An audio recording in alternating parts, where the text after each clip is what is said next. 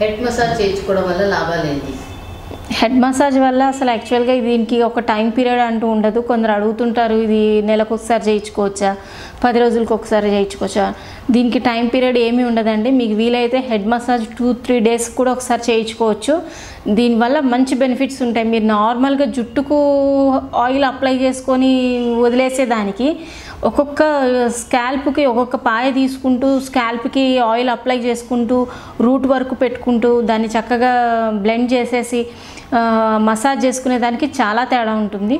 Massage అనేది చాలా మంచి ఎఫెక్ట్ చూపిస్తుంది మీకు హెయిర్ ఫాల్ కంట్రోల్లో.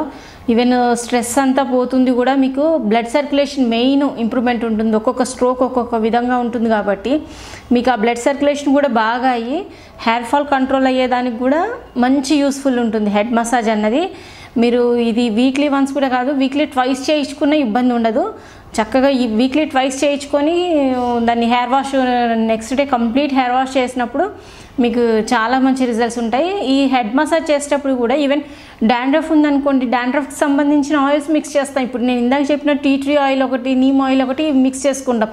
అదే హెయిర్ ఫాల్ కంట్రోల్కి అనుకోండి వాటికి సంబంధించిన ఆయిల్స్ కొన్ని మిక్స్ చేసుకొని, ఈ అరోమా ఆయిల్స్లో చాలా రకాలైన ఆయిల్స్ ఉంటాయి, వాటికి సంబంధించి ఆయిల్స్ మిక్స్ చేసుకుంటూ హెడ్ మసాజ్ అనేది చేయించుకొని నీట్గా ఈవెన్ స్టీమ్ ఇచ్చుకొని ప్యాక్ వేసుకున్నా కూడా హెయిర్ అనేది టెక్స్చర్ చాలా బాగా మెయింటైన్ చేసుకోవచ్చు.